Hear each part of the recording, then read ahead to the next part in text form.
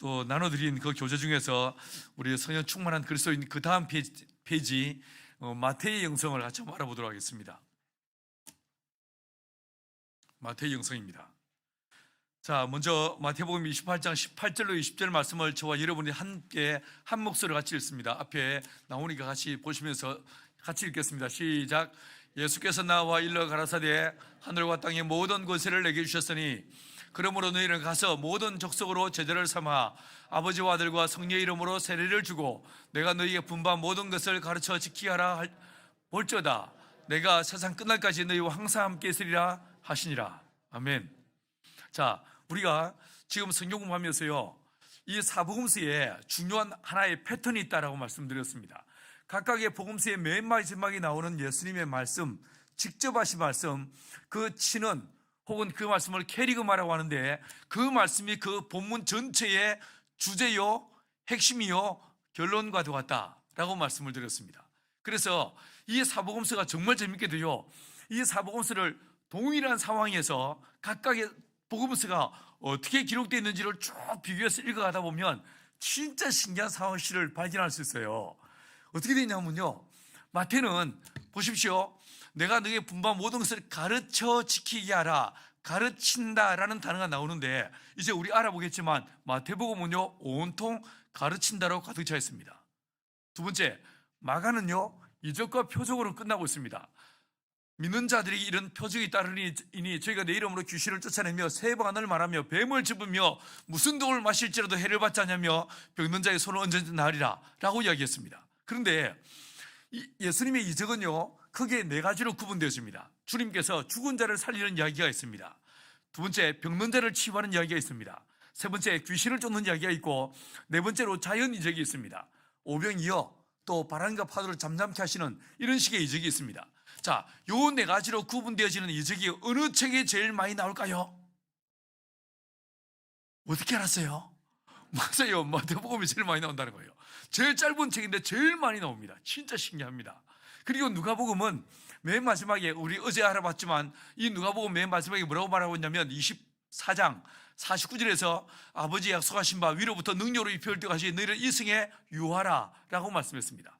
이 유하라는 말씀을 사도들은 어떻게 이해했다고요? 기도하라 라는 말씀으로 받아들이더란 거예요. 그래서 이 사복음서 중에 특별히 이 누가복음은요 1장부터 끝장까지 온통 기도로 가득 차 있습니다. 예를 들어서 예수님이 세례받으시는 장면은 사복음서에 다 나옵니다.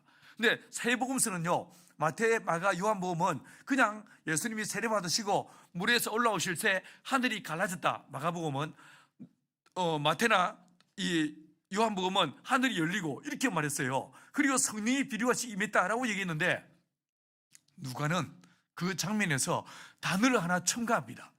물에서 올라오시며 기도하실세라고 얘기하고 있어요. 신기하죠? 이게요 뿐만 아닙니다. 예수님이 십자가에 못 박혀 피 흘리실 때 가상칠언이라고 이야기하죠. 그 중에서 예수님이 아버지여 저들을 사하여 주십시오 라고 하는 주님의 십자가의 기도 어디에 나올까요? 누가복음에만 나옵니다. 겟세마네 동산에서 주님이 기도하실 때에 땀방울이 핏방울이 되도록 기도했다. 어느 책에 나올까요? 누가복음에만 나옵니다. 이 누가는 예수님을 직접 만난 적이 없습니다. 누가는 예수의 사도가 아니었습니다. 그는 아마도 바울을 통해서 예수를 믿었던 것 같습니다. 근데 누가복음 1장에서 이 바울이 이 누가가 뭐라고 했습니까? 나도 그 근원부터 자세히 미루어 살펴보았다라고 했어요. 이 누가가 그 근원부터 예수님에 대한 모든 자료와 만났던 수많은 사람들을 만나본 결과 예수님을 만나봤던 사람들, 그 증인들의 기억 속에 남아있는 예수님은 어떤 분이었어요? 기도하는 분이었어요. 하나님의 성령, 그분은 우리 가운데 임하시면 기도의 능력을 더하신다 이야기를 하고 있는 거예요. 여러분, 목사들이 축도할 때 고린도 후서 13장 13절 말씀으로 축도합니다. 자, 어떻게 축도합니까? 우리 주 예수 그리스도의 은혜와 하나님 아버지의 사랑과 성령님의 뭐라고 해요? 뭐 엄청 길게 이야기하죠. 내주 역사 충만 별 희한한 소리 다 합니다. 그죠? 근데 바울은 딱 한마디 했습니다. 뭐라고 했습니까? 교통하심, 펠로우십, 코이노니아, 하나님과 우리 사이를 하나 되게 하시고 나와 너 사이를 거룩한 교제가 있게 하시는 분이 성령이시라는 거예요. 그래서 그 성령이 우리 가운데 임하시면 우리 예수에게 임하시니까 우리 예수님에게 그 교제케 하시는 주의 성령이 예수에게 임하시니까 예수님을 뭐하게 하십니까? 기도하게 하더라는 거예요. 기도가 진짜 어렵죠. 기도가 참 힘든 거예요. 그런데 이 기도 어떻게 할 수 있는가? 여러분, 성령께서 우리 가운데 역사하시면 기도의 깊은 곳으로 나아갈 수 있다는 거예요. 우리 할매들이 이제 뭐 여러분이 교회 식당 가서 밥을 하시겠어요? 아니면 청소를 하시겠어요? 안 그래요? 근데 우리는 할 수 있는 게 하나 있습니다. 뭐 할 수 있겠습니까? 제가 어제 누누이 강조한 게 이 예배당은 예배당이 아니고 뭐라고 했어요? 만민이 기도하는 집이라고 얘기했습니다. 이 집에서 뭐 할 수 있겠습니까? 기도할 수 있죠. 와서 보니까 예배당 의자가 엄청 좋습니다. 푹신해. 그죠?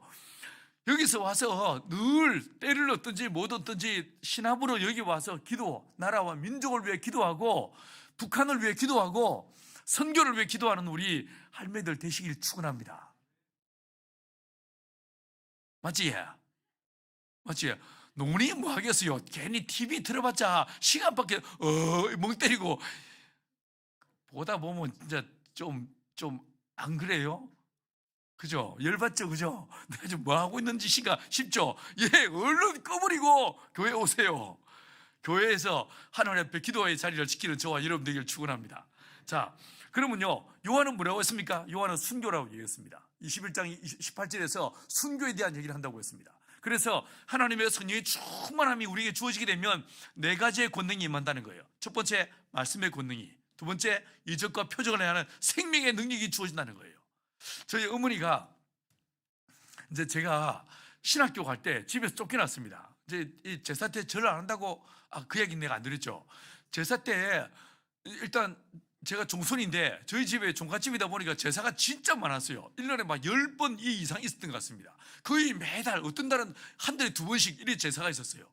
그 많은 제사 가운데 제가 성령의 충만함을 딱 받고 나니까 아무도 내게 말한 사람이 없지만 제사 때 절을 하면 안 되겠습니다.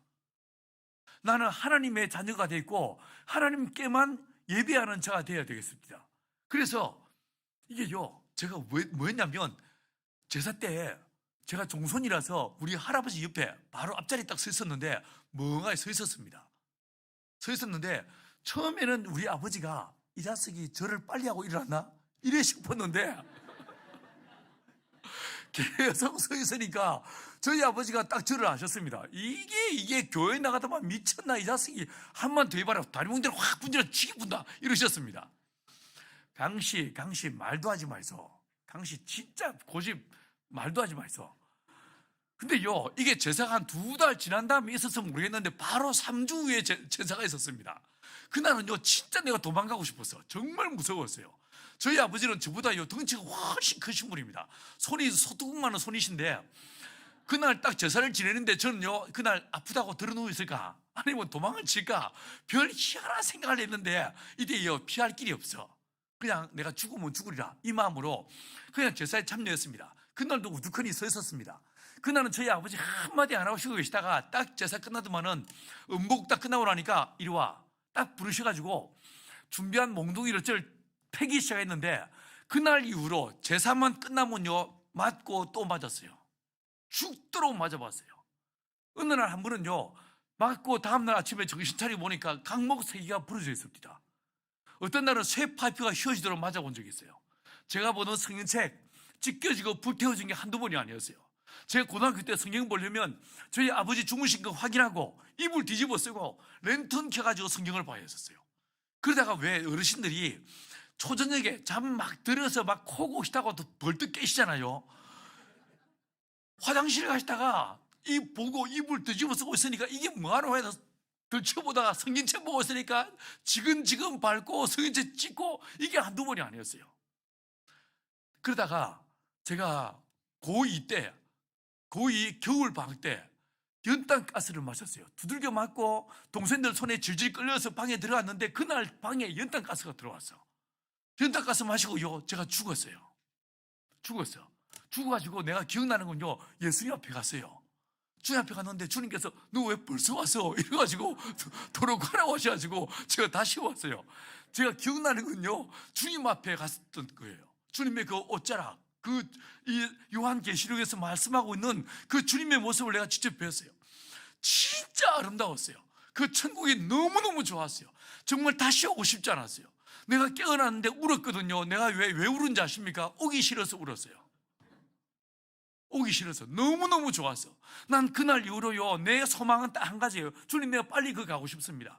가기 전에 내 주님이 진짜 기뻐하는 것 하고 가고 싶은데, 예수님이 제일 기뻐하는 게 뭔가? 전도하는 거더라고요. 내 평생에 복음을 전하고 주 예수의 복음을 전하다 난 주 앞에 가겠습니다. 이게 내 인생의 소원이옵시다. 여러분, 딱 죽었다 깨라니까 더 이상 안 패십니다. 혹시 집에 고난과 핍박이 있습니까? 죽었다 깨나 보세요. 그러면요, 핍박이 없습니다. 아유, 더 이상 안 때리시고, 제가 성경 봐도 여기 야단도 안 치시고. 그러다가 고3 딱 됐는데, 저희 아버지는요, 제가 어렸을 때부터 의사가 되라고 했습니다. 의사 돼서 돈 많이 벌어서 집안을 일으키라고 하셨습니다.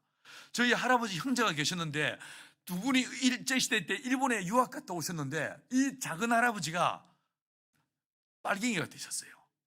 사회주의자예요. 남로당 중책을 맡고 계시다가 6.25 나던 그해 총살당해 돌아가셨어요. 이러다 보니까 저희 집안은 빨갱이 집안이라 연제제로요 쫄딱 망한 집안이었어요. 제가 공부를 잘하더라도 판사, 검사 못할 거 아시니까 너 의사 돼서 돈 많이 벌어라. 이게 귀에 못이 박히도록 우리 아버지가 저한테 한 말이었습니다. 근데 고3 됐는데 아버지가 여전히 저한테 동진아, 너 의대 가서 의사 되라. 그래 돈 많이 벌어라. 이렇게 말씀하시는데 제가 딱 무릎을 꿇고 앉아서 아버지 진짜 죄송한데요, 저 목사 되겠습니다. 신학교 가겠습니다. 이랬더만은 저희 아버지가 우셨습니다. 제 앞에서. 그래서 저를 쫓아내셨습니다. 우리 아버지가 뭐라고 하시냐면 넌 진짜 싸가지 없는 놈이다. 넌 집안도 생각 안 하고 동생도 생각 안 하고 가난한 부모도 생각하지 않고 지밖에 모르는 넌 진짜 나쁜 놈이다. 너 가라. 난 아들 없는 거로 치겠다. 어제 말씀드렸죠. 저는 6남매였어요. 저 위로 누나들 3명, 저 밑에 남동생 2명. 저희 아버지가 나 자식 많다. 니 하나 죽었다 치고 없어져도 아무 아깝지 않다. 오늘로 끝내자. 난 더 이상 네 아버지 아니고 니는 내 아들 아니다. 끝내자. 가라. 저 집에 쫓겨났습니다. 쫓겨나고 신학교 오면서 신학교 가는 그 길에서 내가 주 앞에 기도했어요. 주님, 제가 이후로 이 3가지는 네버 절대로 기도 안 합니다. 첫째, 우리 6남매와 우리 부모님의 구원을 위해 기도하지 않겠습니다. 이거 따라하지 마세요. 따라하지 마세요. 전도도 안 하는 것들이 가족이랑 전도해야지. 그런데요, 대신에 내가 뭐라고 했냐면 주여, 내가 내 민족에게 주의 복음을 전하는 일에 내 삶을 드리겠습니다. 이렇게 서원했습니다. 여러분은 20대를 어떻게 지내는지 몰라도 저는요, 이 약속을 지키기 위해서 제 20대의 대부분의 시간을요, 지리산 내려갔어요. 거기서 교회를 개척하고 전도하고 사람들에게 복음을 전하는 일에 내 삶을 들였었어요. 전 제 20대 동안에요, 30살이 되기 전에 그 지리산에 교회가 60개가 개척되는 걸 보았습니다. 여름 방학 때마다 어제 말씀드린 2,000명, 3,000명을 동원해서 지리산 내려가서 교회를 개척하고 전도했었습니다. 여러분, 그런데 주님께서 우리 가족에 은혜를 더하셔서 우리 부모님뿐만 아니고 우리의 외가, 친가 다 예수 믿게 하시면서 6남매 중에 목사가 3명이 있고 선교사가 1명 되게 하십니다. 여러분, 주님 살아계십니다. 여러분, 우리가 그의 나라와 그의 의를 구하고 주 예수를 믿으라. 그리하면 너와 내 집이 구원을 얻으리라고 했습니다. 여러분, 내가 진짜 예수 잘 믿는 게 이게 중요합니다. 내가 제대로 예수 믿으면 가족들이 따라서 예수 믿게 됐습니다. 맞죠? 저희 아버지 끝까지 안 믿으셨습니다. 끝까지 안 믿으셨습니다. 근데 어느 날 저희 어머니가 암에 걸리셨습니다. 제 결혼하기 10년 전에 저희 어머니 암에 걸리셨는데 병원에서요, 이걸 진단을 잘못해가지고 그냥 배를 열었어요. 배를 열고 보니까 이미 암이 다 퍼진 상황이었어요. 이 의사 선생님이요, 좀 돌팔이였는지 이걸 제대로 긁어내지도 않고 그냥 닫아버렸어요. 어머니를 모시고 서울대학병원에 갔는데 어머니 더 이상 손 쓸 수가 없다. 열었고 퍼졌고 끝났어. 이제 3개월도 아니 한 달도 못 산다. 집에 가서 좋은 거에 먹이고 편안히 모시라고 이야기합니다. 집에 모시고 왔습니다. 6남매 함께 모여 앉아가지고 우리 어차피 어디 갈 데도 없다. 우리 어머니는 더 이상 소망도 없다. 기도하자. 하나님 살아계시다. 3일 금식하고 기도하는데 그 기도 중에 3일째 하나님께서 은혜를 더하셔서 어머니의 몸에 있던 그 모든 암덩어리가 뿌리채 뽑혀 나오게 하시고 주님 살리십니다. 이것 보고 저희 아버지 예수 믿게 하셨습니다. 여러분, 하나님께서 저희 6남매뿐만 아니라 모두가 다 예수 믿게 하는 이 은혜를 주님 베푸십니다. 두 번째로요, 주여 내가 결혼 후에 기도 안 합니다. 이런 여자, 이런 조건, 뭐 키는 몇 센치, 몸무게는 몇 센치, 뭐 이거 따위 이런 기도 절대로 안 합니다. 아무나 조금 데리고 살겠습니다. 결혼 후에 절대로 기도 안 합니다. 대신에 그리스도의 몸된 교회를 개척하고 전도하는 일에 내 삶을 드리겠습니다. 근데 어느 날 군대 갔다 온 다음에 서울대 의대 나온 여자가 저를 좋아서 따라다녔어요. 그 제가 결혼해 줬어요. 저희요, 결혼할 때요, 저희 부모님이 진짜 찢어지게 가난한 집안이라 제가 92년도에 결혼했는데 그때 저희 부모님이요, 양갑 상견례하는 자리에서 포켓에서 딱 주머니 하나 꺼내시면서 동진아 이거밖에 없다, 이걸로 결혼해라, 500만 원이다 이러셨습니다. 500만 원 주시고 결혼하라고 하셨습니다. 제가 때 난리가 났었습니다. 사람들이 아니 똥개 잠깐 보낸 것도 아니고 어디 방앗간을 만들어야지 뭐 500만 원으로 뭐합니까? 난리가 났었습니다. 근데 끝났어. 여러분, 그 돈요, 제가 어디 뭐 결혼식에 한 푼이라도 쓴 줄 아십니까? 제가 그때 지리산에 여름방학 때는 서울에서 2,000명 3,000명 동원해서 청년 대학생들 데리고 내가 전도하고, 겨울방학 때는 거기에 있는 중고등부 애들 500명, 1,000명을 모아서 수련회를 했습니다. 첫 해 500명을 모았습니다.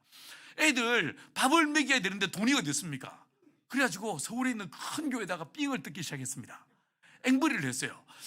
저 애들 500명 수련하는데 밥 한 끼만 좀 사주지 않으시겠어요? 이러면서 큰 교회들마다 막 공문을 보내가지고 돈을 삥을 떴는데 어디에서도 앵벌이가 안 되는 거예요. 어느 날 주님 앞에 가서 하나님 왜 이러세요? 내가 결혼 자금 달라는 것도 아니고 애들 밥값 달라는데 왜 돈을 안 주세요? 이러는데 주님이 가만히 계시다가 딱 한마디 하셨어요. 너 돈 있잖아. 아니 내가 돈이 어디 있어요? 하는데 돈이 있어. 500만 원 있었어.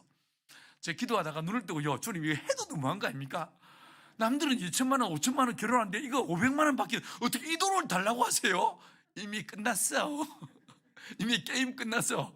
주님은 가시고 더 이상 아무 말씀 없으셨습니다. 제가 그 돈 들고요, 자매를 찾아갔어요. 자매, 이 돈 들고 있으면 내가 아무리 쓸 것 같으니까 맡겨놓을 테니까 좀 잘 갖고 계세요. 이렇게 맡겨놨어요. 3일 후에 찾아갔습니다. 자매, 돈 잘 갖고 있었어요? 물어보니까 자매가 예, 당연하죠. 자매, 내가 급하게 쓸 데가 있어서 그런데 빌려주시면 얼른 쓰고 갚아드리겠습니다 라고 그 돈 뺏어가지고 그 돈으로 지리산 애들 500명 데리고 수련했어요. 저요, 결혼 반지 하나 못 해줬어요. 아무것도 없이 결혼했어요. 저 진짜 안 쫓겨나고 사는 게 주의 은혜요. 우리 마누라 은혜 옵시다. 여러분, 하나님이 하십니다. 결혼 위해서 기도 안 하겠다고 작정했지만 주님께서 진짜 세상에 저만 사랑하는 한 여자를 만나게 하시고, 제가요, 결혼한 첫날, 신혼 첫날 딱 아침 먹고 일어나가지고 자네 이리 와서 앉아보소. 딱 앉혀놓고 내가 뭐라고 했는지 아십니까? 자네 내 말 잘 들어보소. 내가 반찬 투정 절대로 안 한다. 밥하고 김치만 줘도 내가 먹는다. 걱정하지 마라. 대신에 밥은 네가 하는 거다. 내보고 밥해라 그따위 소리 하지 마라. 밥은 네가 하는 거다. 니는 난 사람, 너는 바깥 사람 된다. 이래 하고, 두 번째, 내가 교회에서 사례비를 얼마 받는지 궁금해하지 마라. 집에 갖다 줄 거라고 상상도 하지 마라. 안 갖다 준다. 내가 돈을 어디 쓰는지 궁금해하지 마라. 오직 그의 나라와 그의 의를 위해서 난 마음껏 쓸 거다. 내가 집에 돈 안 갖다 준다. 살림은 네가 사는 거다. 난요, 진짜 좀 나쁜 남자예요. 근데 제가 안 쫓기라고 사는 게 은혜고요, 지금 정말 잘 살아요. 저희 제가요, 저희 장인어르신요, 원불교 전국 평신도 회장님이셨습니다. 원불교 전국 평신도 회장님, 전라북도 교육감 지내신 어르신인데 저요 꼴도 보기 싫어했습니다. 안 그러겠습니까? 이분이요, 저를 처음 만난 자리에서 이분이 저한테 1시간 반 동안 내 얼굴도 한번 안 쳐다봤습니다. 딱 1시간 반 지난 다음에 내가 자네와 내 딸의 결혼을 반대하는 이유가 4가지다. 첫째, 너는 경상도인데 우리는 전라도다. 제가 떼은 전라북도 익산입니다. 니는 어찌 생각할지 몰라도 이건 말이 안 되는 소리다. 말도 꺼내지 마라. 둘째, 니는 여자보다 나이가 어리다. 집안 규율이 안 쓴다. 셋째, 니는 아직 학생이다. 그땐 전요 학부 4학년이었고 대학 4학년이었고 지금 사람은 인턴 레지던트 끝내고 서울대에서 연구원으로 있을 때였어요. 너는 아직 학생이기 때문에 경제적 능력이 없어. 넷째, 집안의 종교가 다르다. 맞죠? 나는 경상도, 그 양반은요, 나는 기독교, 그분은 원불교. 여러분, 이분이요, 사자 달린 사위를 얻고 싶어 하셨어요. 검사, 판사, 아니면 최소한 의사. 근데 난 사자는 사자야. 근데 전도사야.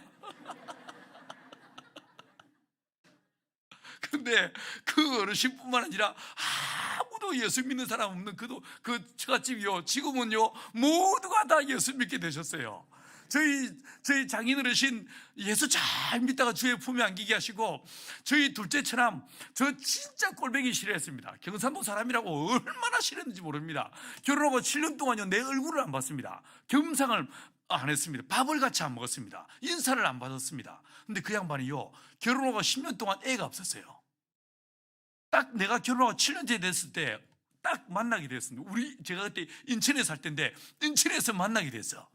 인천에서 딱 만났는데, 자네 오빠가 좋아하는 음식을 준비해라 딱 해가지고 자네가 부르라. 내가 부르면 안 올 테니까 자네가 오빠를 부르서 딱 불러가지고 그날 저녁에 처음으로 겸상해서 밥을 먹고, 밥 먹는 자리에서 복음을 전하기 시작했습니다. 5시간 동안 내리 복음을 전했습니다. 그리고 마지막에 뭐라고 하냐면, 애 없는 그 집에, 결혼한 지 10년 동안 애가 없는 그 집에 그 부부 앉혀놓고 뭐라고 하냐면, 이 시간 예수님을 영접하시고 기도를 받으시면 하나님이 역사하사 태를 여시고 자녀를 주실 것입니다. 못 먹어놓고 그죠? 주님께서 내한테 기도하라고 했지, 네가 뭐 애 베게 해라 이만 한 거 없잖아요. 그죠? 너는 기도만 하면 되라고 얘기했잖아요. 못 먹어놓고. 근데 이분이요 딱 그 자리에 무릎을 꿇으셨어요. 그리고 불끈 기도를 해줬습니다. 이제 우리 이 두 분 처남 부부 내외를 불끈 손을 대가지고 막 땀 흘리면서 엄청 침 튀기며 기도했는데, 1년 후에 딸이 태어났습니다.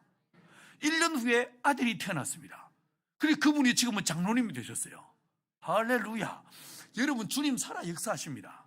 맞죠? 내 인생을 통해서 볼 때 나는요 아무것도 가진 게 없었어요. 근데 주님께서 하나님 앞에 그의 나라와 그의 의를 구하라고 말씀하신 그 말씀대로 믿음으로 나아가니까 주님이 역사하십니다. 주님이 역사하십니다. 할렐루야. 하나님 살아 역사하십니다. 아멘. 자, 그러면요 들어가 보십시다. 여러분, 이 마태복음을 통해서 오늘은요 제가 마태복음만 좀 이야기를 드릴게요. 먼저 마태복음은 구조가 어떻게 되냐면요 5개의 설교문으로 이루어져 있습니다.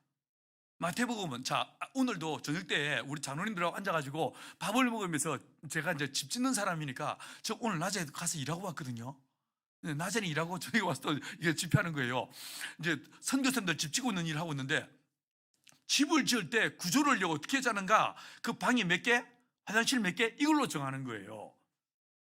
마치 그와 같이 여러분이 책을 써본 적 있습니까? 책을 쓸 때도 구조가 짜여지는 거예요. 근데 이 마태는요 의도적으로 5개의 설교문으로 딱 구성합니다. 그 사이사이에 이적과 표적이 들어가 있습니다. 왜 5개의 설교문일까요? 이유가 있습니다. 이 마태는 유대인들을 위해서 책을 썼습니다. 유대인들은 어렸을 때부터 성경을 잘 알고 있는 사람들이었습니다. 이 유대인들에게 성경 하면 제일 먼저 뭐가 떠오르겠습니까? 모세오경. 그 오경이 모세오경의 율법, 그 예언, 그 말씀을 성취한 분으로서의 예수를 말하기 위해서 의도적으로 5개의 설교문으로 구성하는 거예요. 이해하시겠습니까? 두 번째, 이 5개의 설교문은요 맨 끝에 똑같은 말로 끝을 맺고 있습니다. 한번 보십시오. 두 번째, 종결 후렴구. 이 설교문의 마지막 부분을 보면 예수께서 이 말씀을 마치심에 이 말이 5번 다 반복해서 나오고 있습니다. 똑같습니다. 자, 보세요. 그 다음 페이지 보십시오.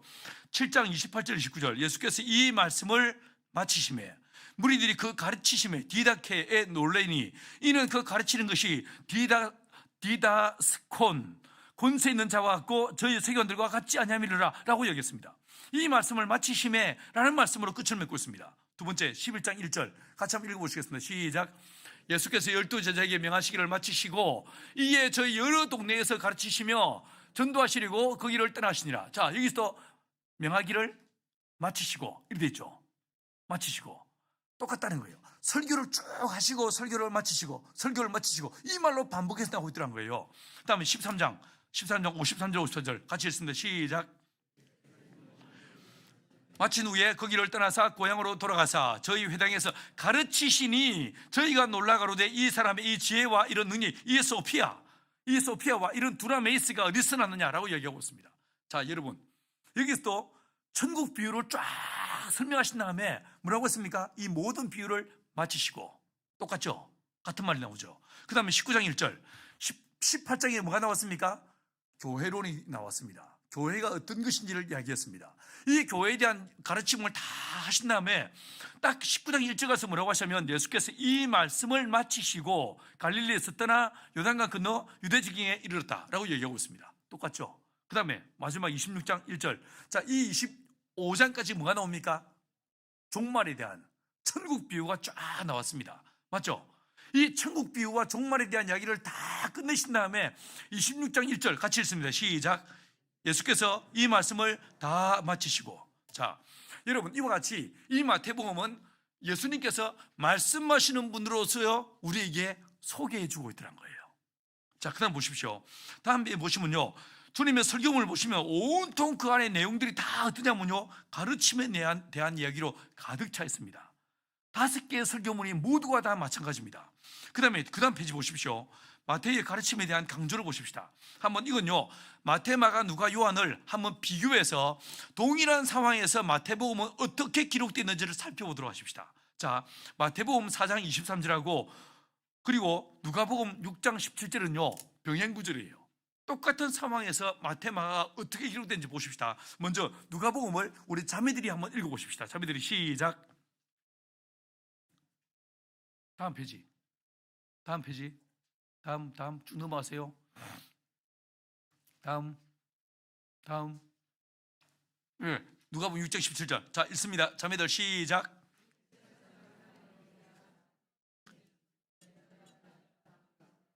또 예수의 말씀도 듣고 병고침을 얻으려고 유대 사방과 예루살렘과 미스두로와 시돈의 해안으로부터 온 많은 백성도 있더라. 자, 이건요 무슨 말씀이냐면 이제 산상수훈을 이야기하기 직전인데 이 누가복음에서는 어떻습니까? 가르친다는 말이 없습니다. 근데 똑같은 상황인데 마태는 뭐라고 하고 있는지 형제들이 읽어보십니다. 시작. 예수께서 온 갈릴리에 두루다니사 저희 회당에서 가르치시며 천국 복음을 전파하시며 백성 중에 모든 병과 모든 약한 것을 고쳤다라고 얘기하고 있습니다. 여러분, 병고침 또 말씀 듣는 거 이건 똑같이 나와요. 그런데 가르친다라는 말은 마태복음만 나오고 똑같은 병행구절이 누가복음에는 안 나옵니다. 맞죠? 자, 그 다음에 여러분, 이 산상수훈이 시작하는 장면도 한번 비교해 보십시다. 자, 누가복음 6장 20절 자매들 시작. 예수께서 눈을 들어 제자들을 보시고 가라사대 가난한 자는 복이 있나니. 자, 바로 이 산상수훈 팔복으로 바로 들어갑니다. 근데 마태는 다릅니다. 자, 형제들 시작. 예수께서 무리를 보시고 산에 올라가 앉으시니 제자들이 나온지라 입을 열어 가르쳐 가라사대 심령이 간 자는 복이 있나니. 다르죠? 이게요 같은 병행구절인데 동일한 상황에서 누가는 가르친다는 말 안 씁니다. 근데 마태는 어떻습니까? 가르치시고 이 말을 쓰고 디다케라는 말을 쓰고 있더란 거예요. 자, 그 다음에 세 번째. 자, 이 마태복음 5장 19절은요 마태복음에만 나오는 특수자료입니다. 다른 복음서에 없는 말씀입니다. 마태복음에만 나옵니다. 자, 같이 한번 읽어보십니다. 그러므로 시작.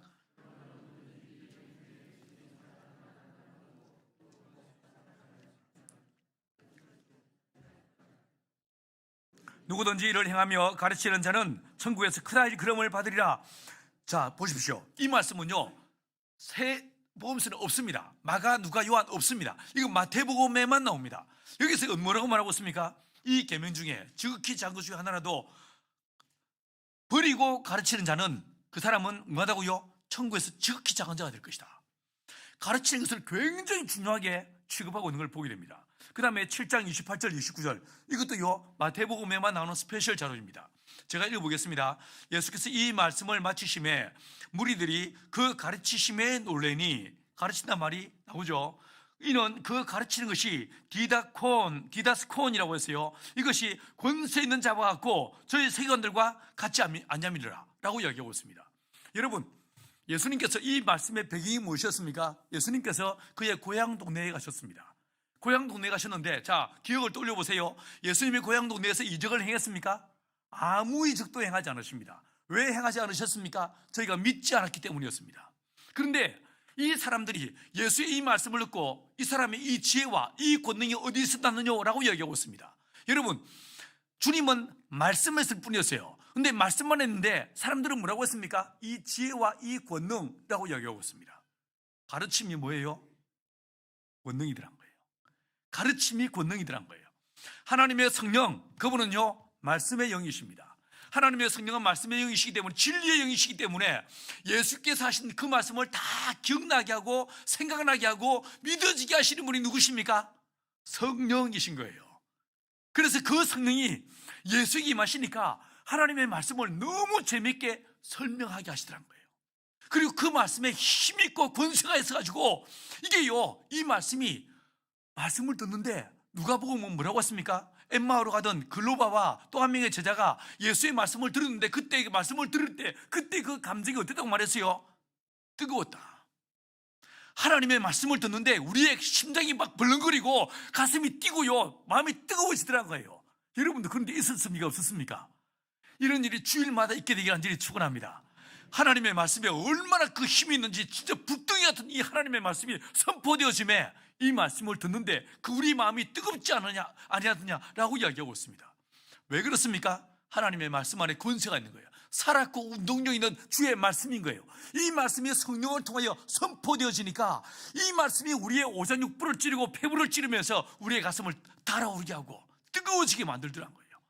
여러분, 이 은혜가 저와 여러분 안에 있게 되길 축원합니다. 여러분, 이건요, 약간 제가 듣기로 왔다가 말씀에 대한 이야기니까 듣기로 왔다 오겠습니다. 자, 보세요. 자, 하나님이요, 아담을 만드셨어요. 아담을 만드셨는데 아담한테 식물을 주셨어요. 먹을 것을 주셨어요. 뭐 주셨습니까? 아담한테 뭘 먹을 걸로 주셨습니까? 예? 성경을 안 읽어봤으면 모르세요. 하나님은 그 육신을 위해서 뭘 주셨습니까? 과일을, 그죠? 과일을 따먹도록 주님 허락하셨습니다. 그리고 창세기 1장에서는 모든 푸른 식물들을 너희에게 먹을 것으로 준다라고 이야기하셨습니다. 자, 식물을 주셨어요. 이 식물들, 푸른 채소들, 과일들은 뭐겠습니까? 내 몸을 위한 거예요. 아담의 몸을 위한 거예요. 두 번째 양식이 있었습니다. 두 번째 양식이 무엇이었을까요? 하나님께서 먼저 아담을 만드셨어요. 아담은 에덴 밖에서 지어졌습니까? 에덴 안에서 지어졌습니까? 에덴 밖에서 지어졌습니다. 그래서 남자들이 좀 칙칙하고 더러운 거예요. 에덴 밖에서요, 아직 이 비가 오지 않고 땅에서 안개만 올라와서 자욱한, 또 가꾸는 자가 없어가지고 들에는 수목이 없는 아주 칙칙한 그런 분위기에서 남자가 지어졌습니다. 그래서 남자들이 좀 안 씻고 양말 벗어서 아무 때나 꼼을 치는 이유가 본적이 에덴 밖이라서 그런 거예요. 근데 이런 남자를 딱 만드신 다음에, 저만 그렇습니까? 이 남자를 만드시고 그 다음에 에덴 동산을 창설하시고 이 에덴 안으로 아담을 데리고 들어오십니다. 자, 여기서 이 아담을 데리고 들어오신 다음에 하나님께서 모든 이 푸른 식물들과 과일들을 너에게 준다라고 말씀하십니다. 대신에 이 에덴 동산 중앙에 있는 어떤 나무? 선악을 알게 나무 열매는 절대로 따먹지 마라. 따먹는 날에 정령 죽으리라 라고 이야기하셨습니다. 자, 이 말씀을 아담만 들었습니다. 하와가 만들어지기 전에 아담만 들었습니다. 여러분, 이게 뭐겠습니까? 자, 보세요. 하나님의 말씀이요, 따먹지 마라 라고 하는 명령이 주어졌습니다. 그러면 아담이 그 말씀에 아멘 순종해서 안 따먹으면 어떻게 됩니까? 어떻게 돼요? 살죠. 말씀이 영의 양식이 되는 거예요. 말씀대로 사니까, 말씀대로, 하나님의 말씀대로 안 따먹으면 그 안 따먹는 순종이, 이 하나님께서 따먹는 날에 정령은 죽으리라 이 말을 뒤집어 말하면 따먹지 않으면 산다라는 말이잖아요.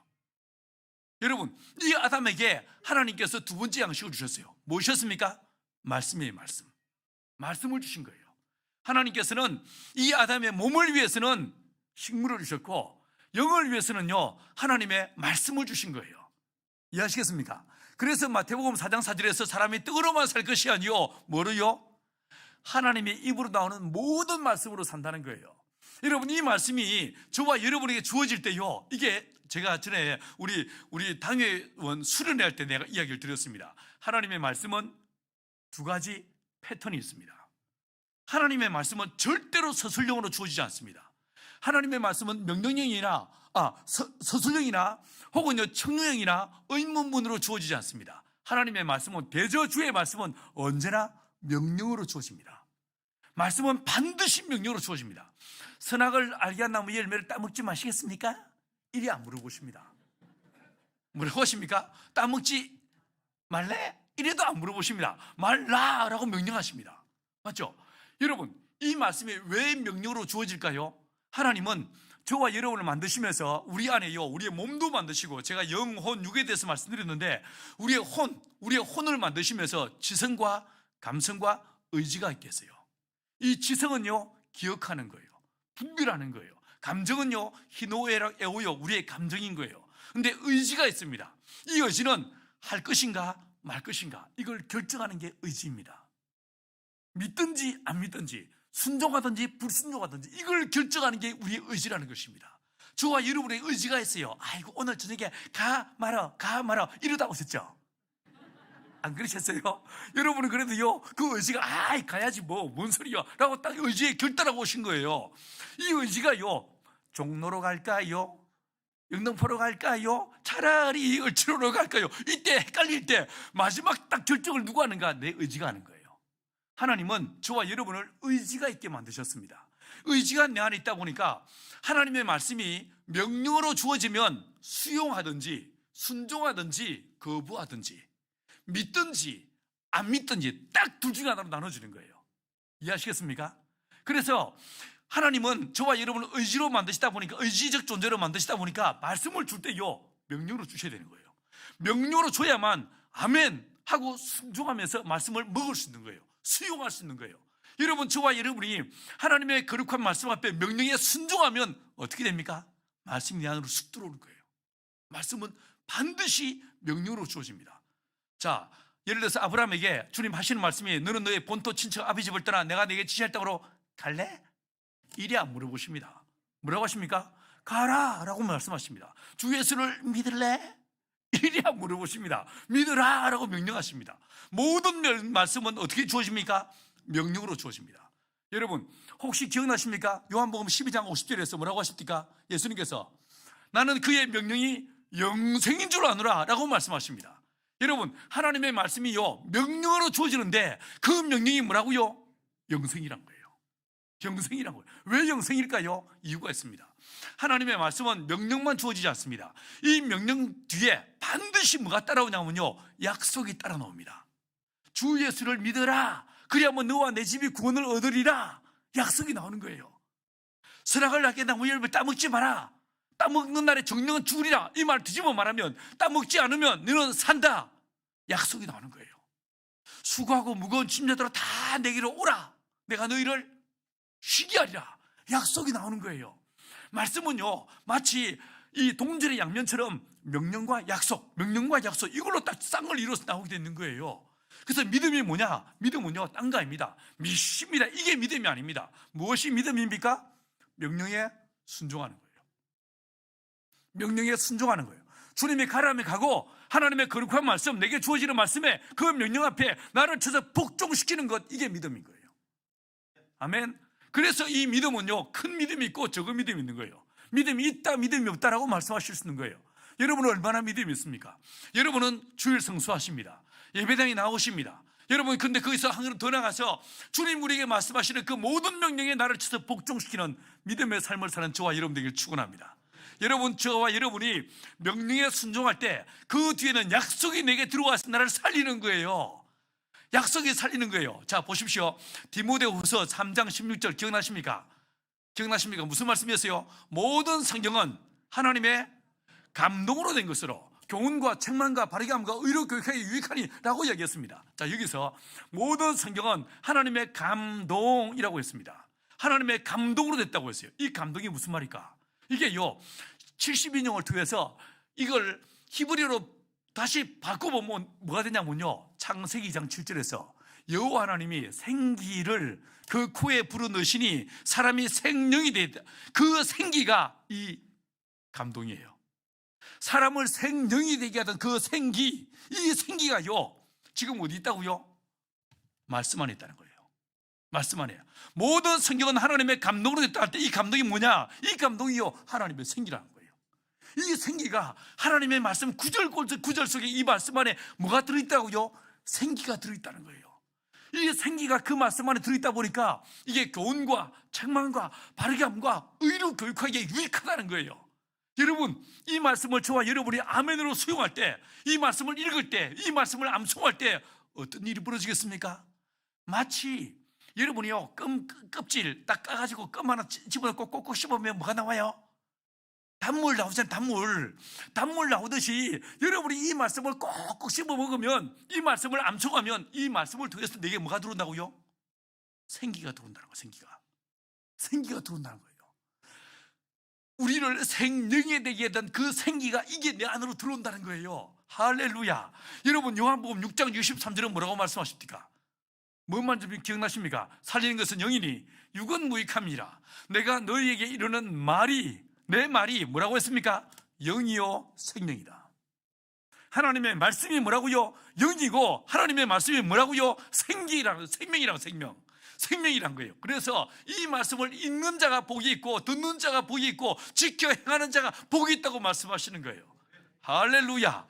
여러분, 이 강단에서 목사님의 말씀을 선포하고 외칠 때마다 살았고 운동되는 주의 말씀이 힘있게 선포되어져서 여러분의 심령 안에 생기의 말씀으로, 생명의 말씀으로, 영의 말씀으로 여러분의 심령에 임하는 역사 기대기를 축원합니다.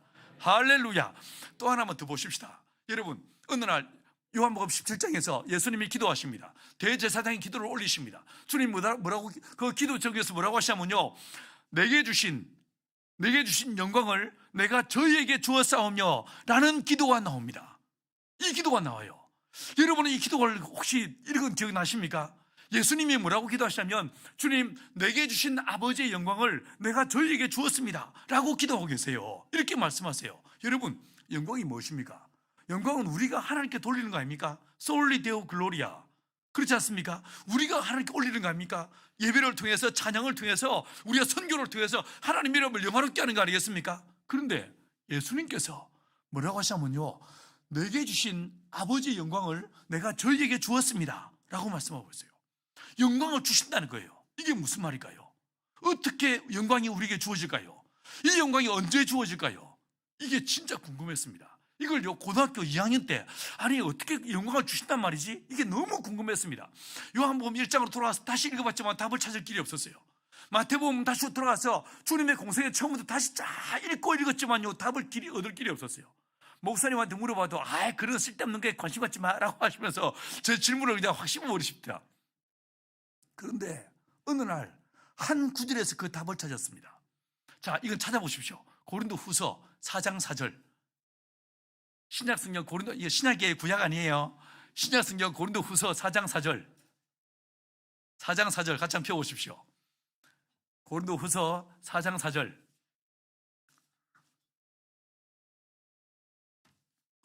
자, 같이 한번 읽어보십니다. 고린도후서 4장 4절 같이 읽습니다.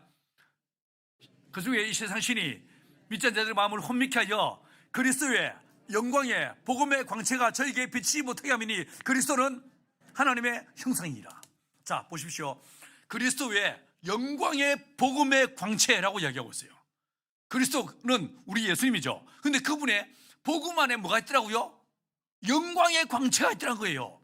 복음 안에 뭐가 있어요? 빛이 있더라는 거예요. 복음 안에 뭐가 있어요? 영광이 있다는 거예요. 영광이. 말씀 안에, 하나님의 말씀 안에 거룩한 빛이, 데오독사, 하나님의 영광의 빛이 있더라는 거예요. 그래서 저와 여러분이 하나님의 말씀을 아멘으로 수용하게 되면 이 말씀을 따라서 말씀과 함께 내 안에 뭐가 들어온다고요? 빛이 들어온다는 거예요. 영광이 들어온다는 거예요.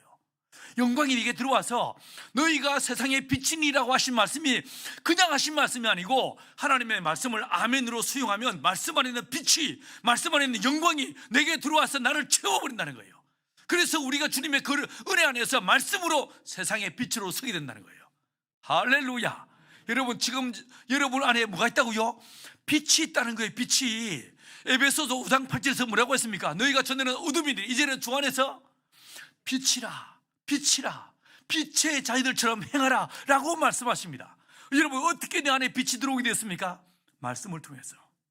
이 복음에 영광의 광채가 있어서 이 말씀을 아멘으로 수용하고 말씀을 순종하고 말씀을 수용하고 말씀을 받아들이면 이 말씀 안에 있는 빛이 내게 들어와서 나를 영광으로 영광에 이르게 한다는 거예요.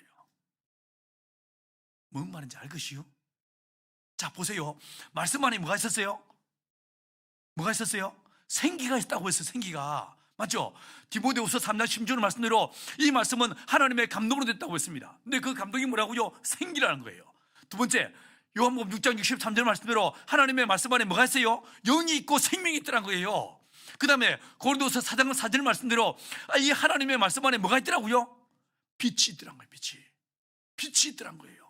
그래서 이 말씀을 우리가 아멘으로 수용하고 아멘으로 받아들이고 믿고 이 말씀을 읽고 이 말씀을 암송하고 이 말씀을 받아들이게 되면 말씀 안에 있는 빛이, 말씀 안에 있는 생기가, 말씀 안에 있는 생명이 내 안에 들어온다는 거예요.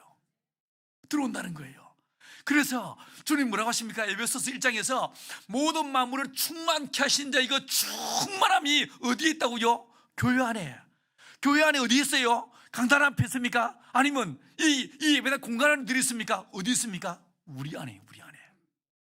만물을 충만케 하신다. 그 충만함이 지금 저와 여러분 안에 있는 거예요. 그 영광으로 생명으로 우리 안에 있는 거예요. 그래서 우리가 그 이름으로, 그 말씀으로 우리가 세상을 향해서 말씀을 선포하기 시작할 때 어둠이 떠나고 빛이 임하는 거예요. 사망이 떠나고 생명이 임하게 되는 거예요. 할렐루야. 여러분, 한 가지만 더 보십시다. 여러분, 구약 성경에서요 하나님의 성막이 있었어요. 이 성막이 왜 성막이었습니까? 왜 그것을 성막이라고 불렀습니까? 거기에 무엇이 있었습니까? 하나님의 이름이 있었어요. 법궤가 있었는데 법궤는요 상징물이에요. 이건 내가 내일 자세히 설명해 드릴게요. 여러분, 진짜 중요한 건 그게 뭐가 있습니까? 여호와의 이름이 있었어요. 여러분, 이 성막에서 이후에 성막이 무너지면 무엇이 지어집니까? 성전이 세워집니다. 맞죠? 이 성전이 세워집니다. 이 성전을 보고 성경은 뭐라고 말하고 있습니까? 내 이름을 두려워 택하신 그곳이라고 이야기하고 있습니다. 신명기 12장에서 15장에서 18장에서 계속 반복해서 내 이름을 두려워 택한 그곳이라고 말씀하고 있어요. 여러분, 왜 성전입니까? 왜 성전이라고 말합니까? 그 성전 안에 뭐가 있더라고요? 하나님의 이름이 있는 거예요. 하나님의 이름이. 자, 하나님의 이름이 성막에 있다가 성전으로 옮겨지니까 성막은 무너지는 거예요.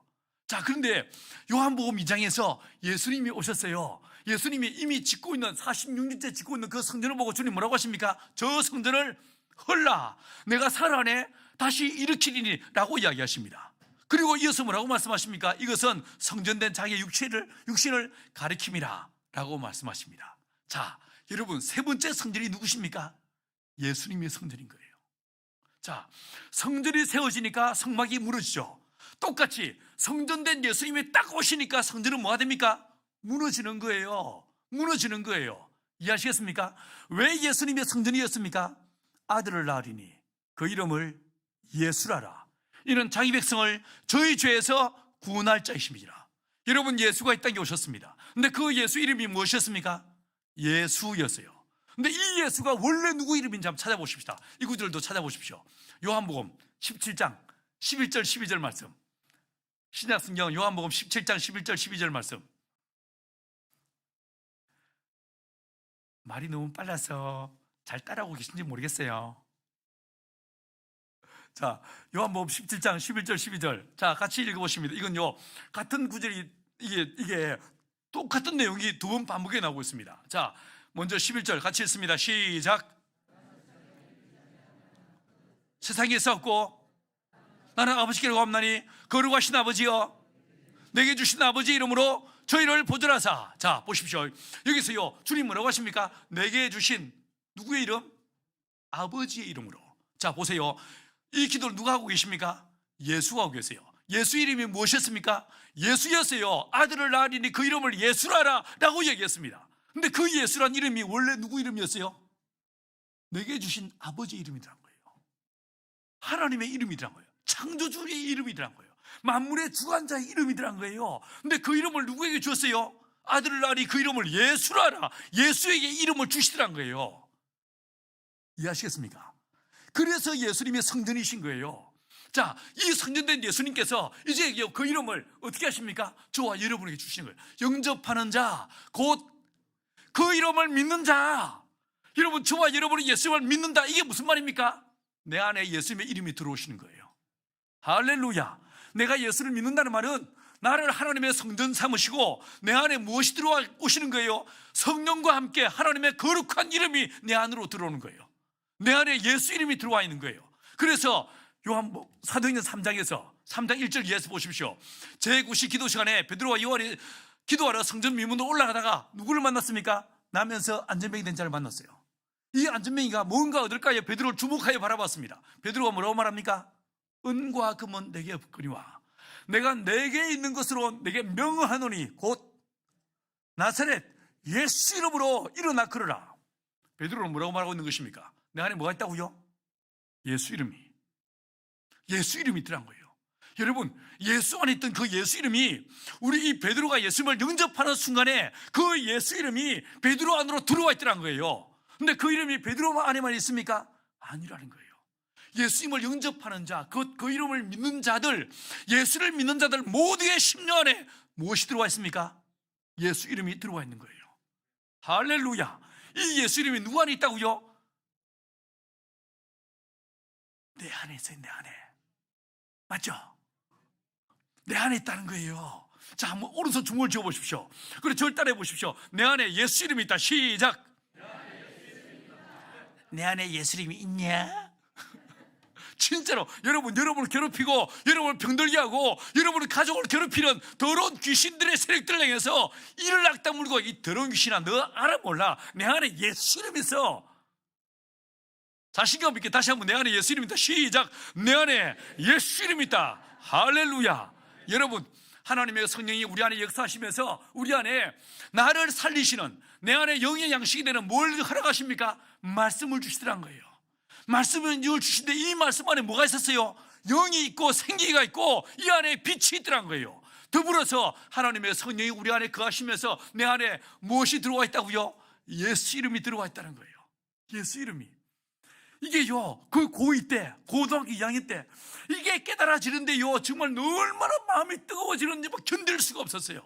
그 고2 때 토요일 날 친구들하고 후배들 모여가서 같이 기도하는데 애들 중에 몇 명이 아픈 사람들이 있었어요. 내가 그 친구들한테 뭐라고 했냐면, 은과 금은 내게 없거니와 내가 내게 있는 것으로 명하노니 예수 이름으로 외쳐버렸어요. 그 자리에서 다들 일어나 버렸어요. 그 결과 말씀드린 대로 우리 고등부, 제 동기들 13명 있던 고등부가 졸업할 때 139명이 졸업한 거예요. 여러분, 30-40명 모이던 그 고등부가 제가 고3 됐을 때 어른들 작년부 250명인데 우리 고등부는 350명이었어요. 이런 놀라운 부흥이란 거예요. 여러분 안에 예수의 이름이 있습니다. 그 거룩한 이름으로 이제는 두려워 쫄지 마시고 더러운 귀신들을 향해서 네가 지금까지는 나를 속였고 나를 괴롭혔으나 우리 집안을 괴롭혔으나 이제는 내가 예수 이름으로 명하노니 떠나갈지어다.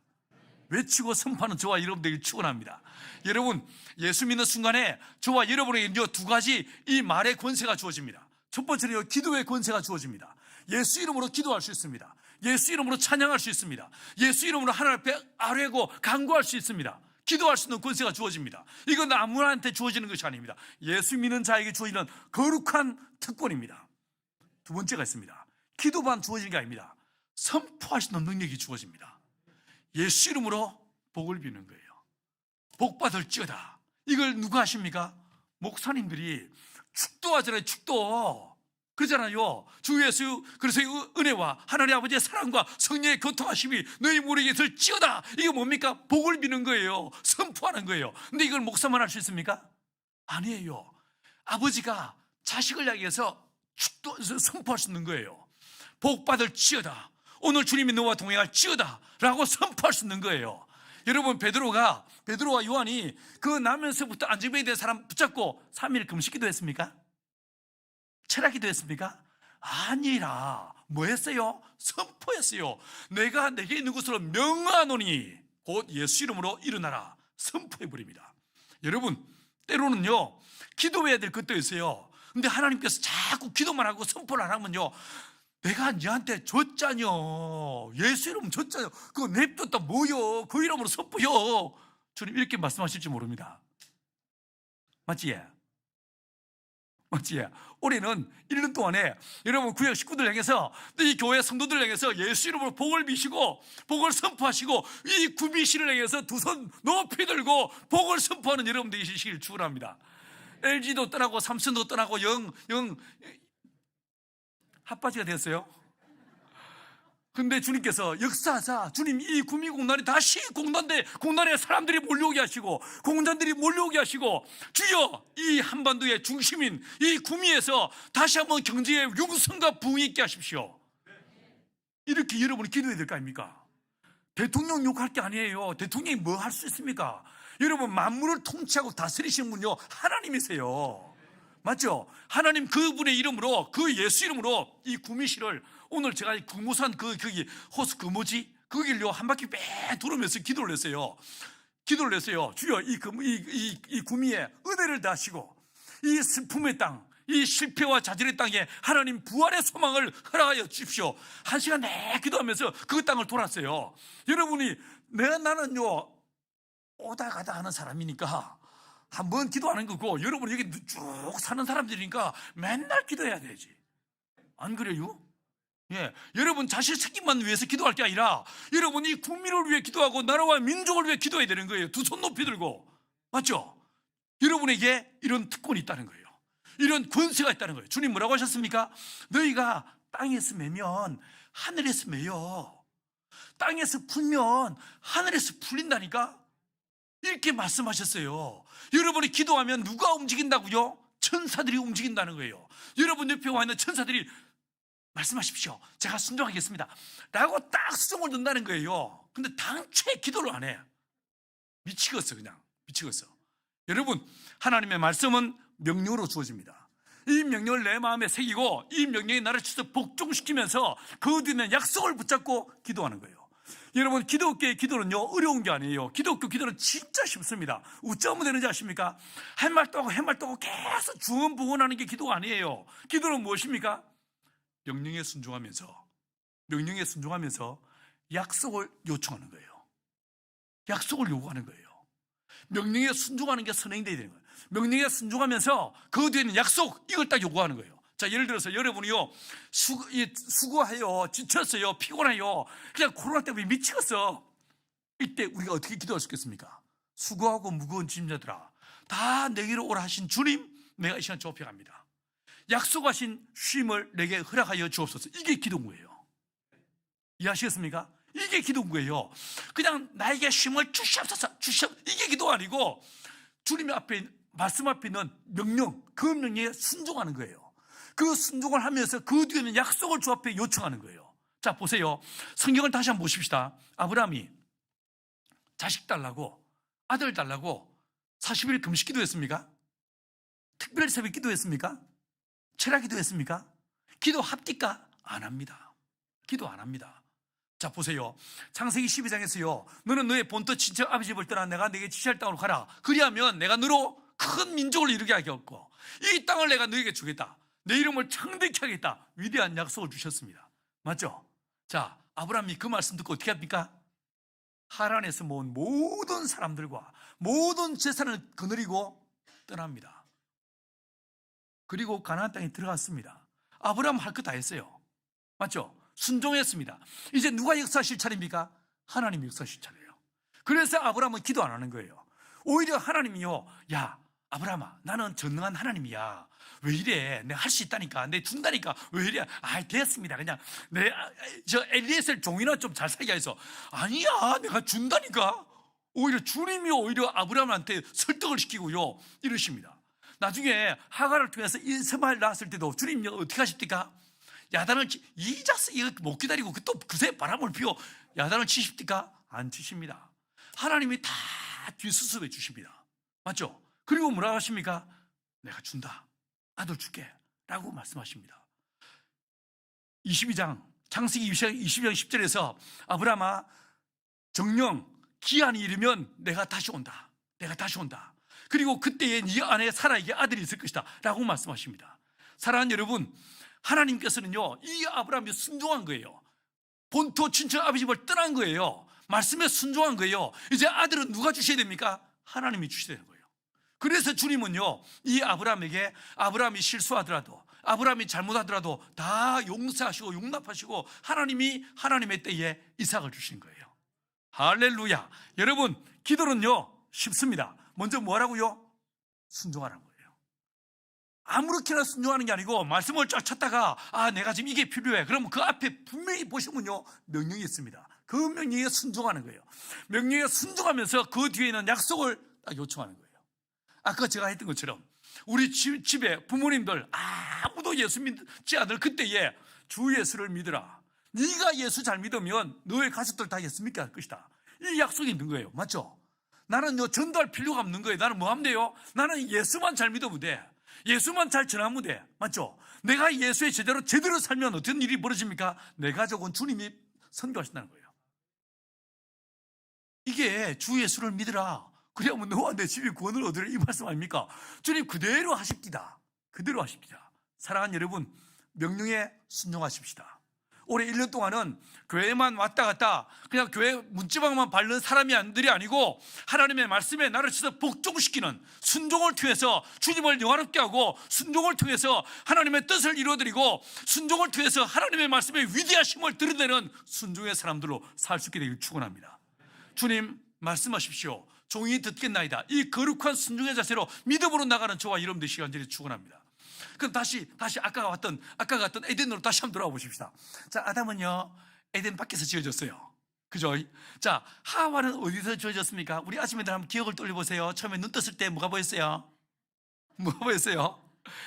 하와는요 에덴 안에서 지어졌어요. 에덴 안에서. 처음에 눈 떴을 때 뭐가 보였습니까? 수많은 꽃들이 피어있고 새들이 녹음 방초가 우거지고 새들이 노래하는 진짜 아름다운 곳에서 여자들은 취급받았습니다. 그래서 여자들은요 본능적으로 취급하라는 거예요. 막 그리 되는 거예요. 아무리 나이 들어도요 이쁘다고 하면 얼마나 좋아하는지 몰라요. 왜 그런가? 여자는요 에덴 안에서 지어졌기 때문에 그렇습니다. 원료도 다릅니다. 남자는 뭐로 지어졌습니까? 흙.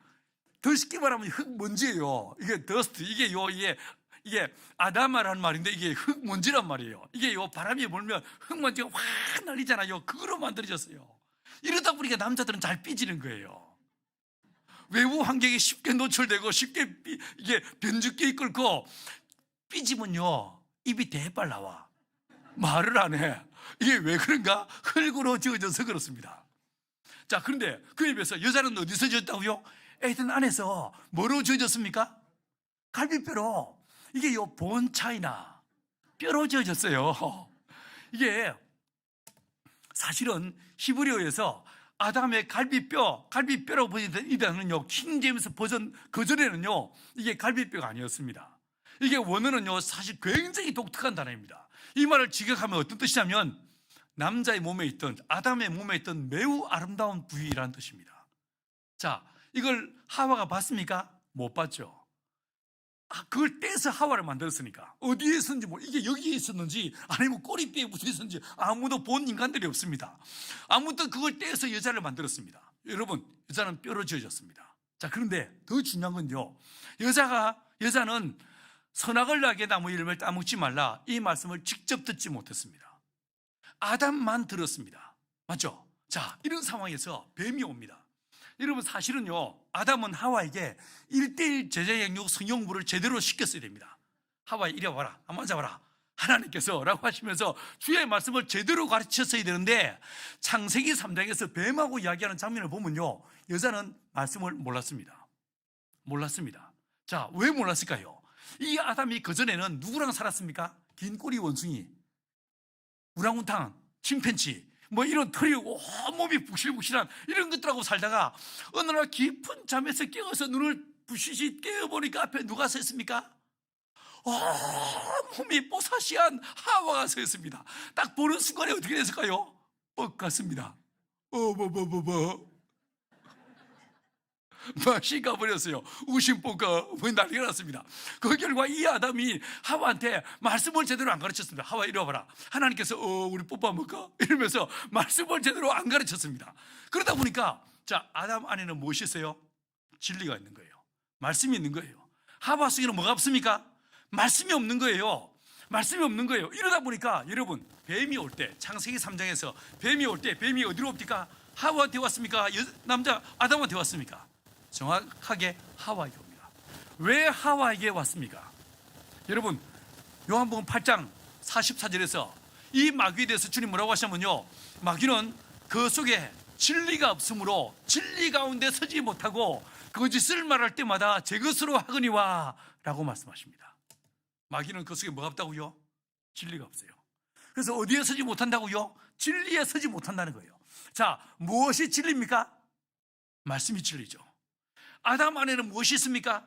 말씀이 있는 거예요. 그래서 아담한테 안 가는 거예요. 하와는 뭐 어떻습니까? 말씀이 없어. 그러니까 이 뱀이 누구한테 옵니까? 딱 정확하게 여자한테 오는 거예요.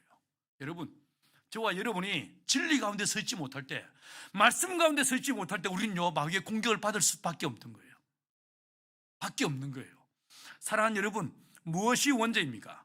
여러분, 제가 첫날도 말씀드렸지만 무엇이 원죄였습니까? 그냥 선악과를 따먹은 게 원죄입니까? 아닙니다. 하와의 원죄를 잘 생각해 보십시오. 하와는요, 하나님의 말씀대로 살도록 지음받은 이 아담과 하와가, 이 하와는 주의 말씀보다 누구의 말을 들었습니까? 뱀의 말을, 사물의 말을, 하나님의 말씀보다 뱀의 말을 먼저 듣습니다. 아담은 어땠습니까? 아담은요, 누구의 말을 들었어요? 여자의 말을 들어요. 사람의 말을 들어요.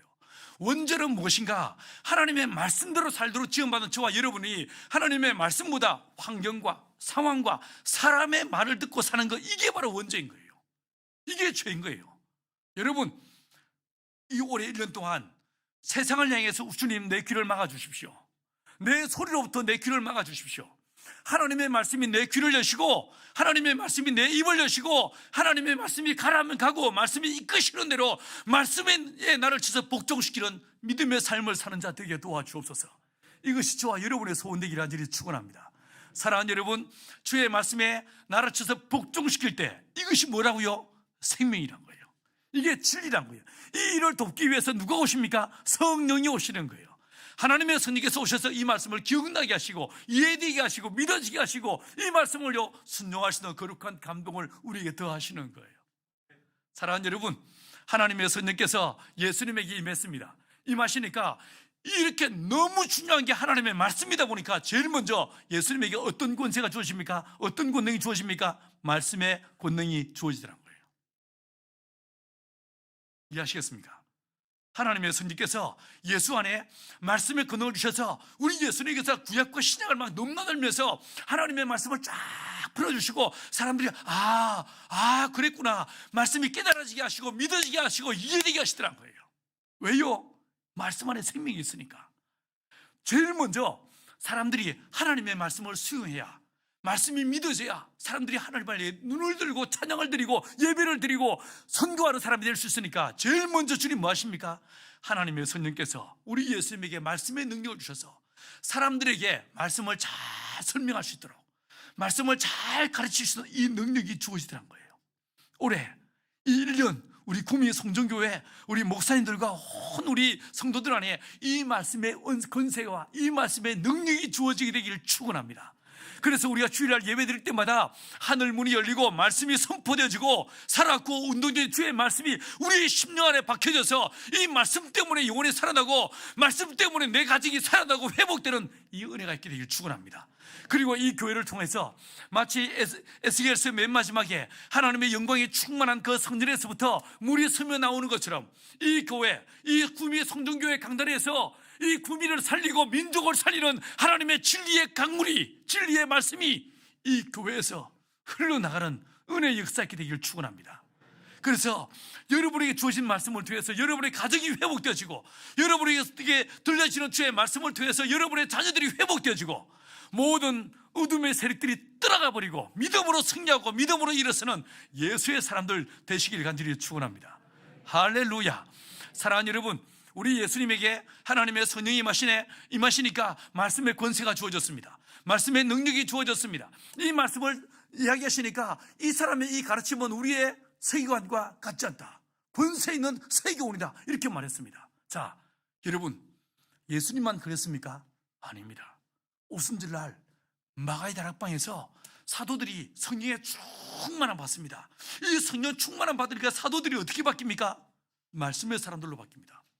여러 부형들이여 내 말을 들으라라고 말하기 시작합니다. 말을 했어요. 이 베드로가 12사도가 성령 충만해지니까 제일 먼저 나타나는 현상이 뭐냐면요, 말의 권세가 주어집니다. 그리고 말하기 시작했습니다. 이 말 앞에서 그날 하루 만에 어떤 일이 벌어집니까? 3,000명이 통야하며 자복하며 죽게 들어왔다 라고 이야기하고 있습니다. 여러분, 그 이후로 이 사도들이 백성의 관원과 장로들 앞에 끌려갔습니다. 거기서 뭐라고 말합니까? 우리가 하나님의 말씀을 듣는 것과 사람의 말을 듣는 것 어떤 것이 더 중요하냐라고 이야기하면서 우리는 보고 들은 것을 말하지 않을 수 없다라고 이야기하면서 주의 말씀을 선포하고 있는 걸 보게 됩니다. 여러분, 예수님에게 성령이 임하시니까 말씀의 능력이 주어졌습니다. 이 말씀으로 귀신을 쫓고 이 말씀으로 사람들 천국을 가르치고 이 말씀으로 하나님의 살아계심을 증거했습니다. 그런데 사도들이 성령의 충만함 받으니까 이 사도들의 일을 통해서도 동일하게 말의 권세가, 말의 능력이 주어지면서 그 말을 통하여 수많은 사람들이 예수 앞에 돌아오기 시작합니다. 자, 그러면 하나님의 성령이 저와 여러분에게 임하시고 우리 안에 성령의 충만함이 주어지면 어떤 일이 벌어지겠습니까? 나에게도 말의 권세가 주어진다는 말이겠죠. 맞죠? 저와 여러분에게도 말씀의 권세가 주어진다는 거예요. 이 말씀이 믿어지고 이 말씀이 이해되고 이 말씀이 깨달아지고 그리고 이 말씀을 내가 말할 때마다 내가 기억지 않은, 내가 생각지 않은, 내가 준비하지 않은 말들이 내 입에서 나오면서 사람들의 마음을 뒤집어 놓고 예수 믿게 만드는 이런 역사들을 하나님 일으키실 것이다 라고 말씀하시는 거예요. 여러분, 우리 국민성전교회가 성령 충만한 교회가 됐으면 좋겠습니다. 그리고 그러면서 여러분의 심령 안에 아버지의 약속하신 바 성령이 위로부터 능력으로 입혀지게 되는 역사 기대기를 축원합니다. 그리고 믿는 자들에게 이런 표적이 따르리니 라고 말씀하신 대로 저와 여러분에게 말씀의 권능이, 이적과 표적의 권능이, 기도의 권능이 주어져서 여러분 삶을 보고 여러분을 보고 수많은 사람들이 예수 믿게 되는 이런 역사들이 있게 되기 간절히 축원합니다. 첫날 제가 영상을 보여드리면서 PPT 보여드렸을 때 여러분이 상당히 충격을 받으셨습니다. 이야, 세상에 저런 일도 다 있구나 이렇게 느끼셨습니다. 여러분, 우리 공동체 쫄딱 망한 공동체였어요. 실패한 공동체였어요. 근데 누가 임하시니까? 성령이 임하시니까, 말씀이 주어지니까 이 말씀을 통하여 공동체가 뒤집어지고 이 공동체를 통해서 온 열방을 먹이고 살리는 하나님의 은혜의 도구가 되더라는 것입니다. 사랑하는 여러분, 이 성령께서 여러분의 심령 안에서 임하시는 역사 기대기를 축원합니다. 그래서 주여 내 안에 말씀의 권능이 임하게 하여 주옵소서, 기도의 권능이 임하게 하여 주옵소서, 생명의 능력이 주어지게 하여 주옵소서, 나도 누군가를 위해 썩어지고 죽어지는 순교의 삶을 사는 예수의 제자로 살게 하여 주옵소서. 이것이 저와 여러분의 소원 되기를 간절히 축원합니다. 한번 합심해서 한번 기도하십시다.